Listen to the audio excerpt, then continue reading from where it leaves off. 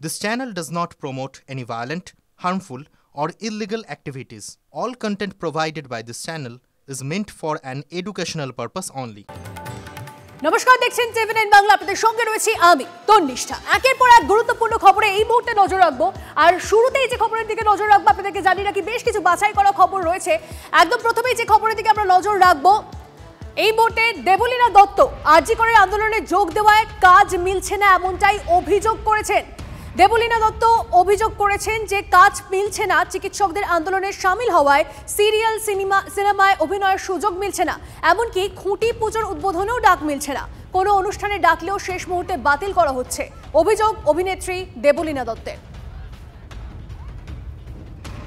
গত বছর যেটা হয়েছিল সেটা হচ্ছে পুজোর সময় তো ডাক্তার ভাইদের সাথেই ছিলাম, অন্য কোনো কাজ বা কিছু করিনি, ওদের সাথে সারাক্ষণ যেহেতু ছিলাম। এবছর তো যেরকম কাজ করার করছিলাম, দুটো খুঁটি পুজো এলো, তারপরে দুটোই কিন্তু পরবর্তীকালে বাতিল হয়ে গেল এবং তারাও আমাকে একই জিনিস জানালেন, আকারে ইঙ্গিতে বোঝালেন যে দিদি কি বলবো, তুমি তো সব বোঝো। টালিগঞ্জের একজন খুব বিখ্যাত পরিচালক, এই মুহূর্তে তিনি খুব বিখ্যাত এবং তিনি মহিলা, তিনি আমাকে খুব বেশি দিন আগে নয়, নিশ্চিতভাবেই নাম বলবো না কারণ তার অসুবিধে হতে পারে নাম বললে, যে দেবু তোকে কি করে ছবিতে নেব, আমাকে তো ছবি রিলিজ করতে হবে তোকে নিলে, তুই বুঝতে পারছিস তো, এটা তিনি আমাকে বলেন। এমন নয় কিন্তু যে শুধু আমাদেরই এটার সম্মুখীন হতে হচ্ছে, আমাদের বহু সহযোদ্ধার কাছে, নৃত্যশিল্পী একজন আমাদের সহযোদ্ধা, তার কাছে শুনেছিলাম যে তার পর পর পর পর শো ক্যান্সেল হয়ে গিয়েছিল। তো এটা কিন্তু অনেককেই এটার সম্মুখীন হতে হয়েছে। ভাস্বতী আমাদের সহকর্মী আমাদের সঙ্গে রয়েছে। ভাস্বতী, দেবলীনা দত্তের বক্তব্য শোনাচ্ছিলাম, যে অভিযোগ তিনি করছেন সে তো বিস্ফোরক, মানে একটা আন্দোলনে সামিল হওয়ার জন্য কাজ মিলছে না সিনেমা এবং সিরিয়ালে।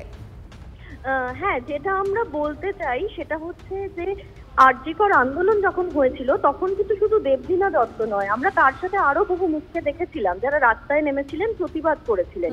কিন্তু এই ঘটনার 1 বছর পেরিয়ে এসে আমরা দেখছি সেই অনেক মুখই কিন্তু হারিয়ে গিয়েছেন এবং তাদের সঙ্গে যখন আমরা ব্যক্তিগতভাবে কথা বলছি তারা কিন্তু বলছেন যে এই আন্দোলনের সাথে যুক্ত হওয়ার জন্য আমরা কিন্তু অনেক কাজ হারিয়েছি, কিন্তু সেটা নিয়ে প্রকাশ্যে কথা বলতে পারবো না। দেবলীনা 1 বছর পরেও তার নিজের জায়গাতেই রয়েছেন এবং তিনি এবারও প্রতিবাদের পথে হাঁটলেন এবং স্পষ্ট জানাচ্ছেন যে আমার কাছে কাজ কমে গেছে, আমি কোনো কাজ পাচ্ছি না, এবং কারা এই চাপটা তৈরি করছে তাদের নামও সরাসরি প্রকাশ্যে আনা যাচ্ছে না। কিন্তু পরিস্থিতি যে এরকম, মানে প্রতিবাদে থাকলে যে টলিউডে কাজ হারাতে হবে সেটা কিন্তু পরিষ্কারভাবে জানানো হচ্ছে। বেশ বেশ, অনেক ধন্যবাদ ভাস্বতী। আর এই নিয়ে পরিচালক অভিনেত্রী অপর্ণা সেন কি বলেছেন শোনাবো আপনাদের।